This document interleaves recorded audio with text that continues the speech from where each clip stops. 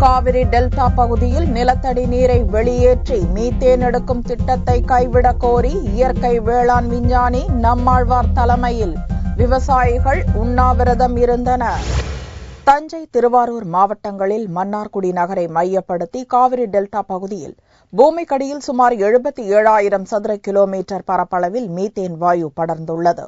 இதை வெளிக்கொண்டு வந்து வணிக ரீதியாக விற்பனை செய்ய கடந்த 2009ஆம் ஆண்டு மத்திய அரசு கிரேட் ஈஸ்டர்ன் எனர்ஜி நிறுவனத்திற்கு 30 ஆண்டு காலத்திற்கு டெண்டர் கொடுத்துள்ளது. அதற்கான பணிகள் தொடங்குவதற்கு முன் அப்பகுதி விவசாயிகளிடம் கருத்து கேட்கப்பட்டது. அப்போது விளைநிலங்களில் 1500 அடி அளவில் ஆழ்துளை கிணறுகளை போட்டு தண்ணீரை வெளியேற்றி மீத்தேனை கொண்டு வருவதாக படக்காட்சியாக விளக்கப்பட்டது.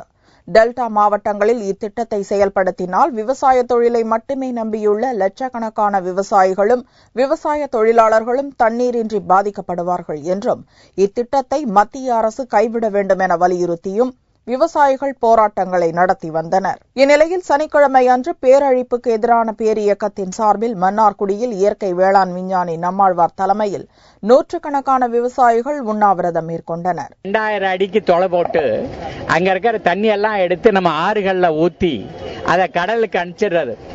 ஆகையினால இந்த பகுதியை பாலைவனமாக்குறது முதல் திட்டமா இந்த கம்பெனி இறங்கி இருக்குது. இதே மக்களுக்கு புரியணும். தமிழ்நாட்டை குறி வச்சு டெல்லி அடிக்கிற இந்த பேராபத்து இருக்குது. இதை எதிர்த்து மக்கள் திரளணும். அதுக்குரிய முதல் அடையாள போராட்டமாக தான் இந்த உண்ணாநிலை போராட்டம் நடத்தப்படுகிறது. இந்த உண்ணாவிரத போராட்டத்திற்கு பின்னரும் மத்திய அரசு காவிரி டெல்டா பகுதியில் மீத்தேன் எடுக்கும் திட்டத்தை கைவிடாவிட்டால் தங்களது போராட்டம் தீவிரமடையும் என விவசாயிகள் தெரிவித்தனர்.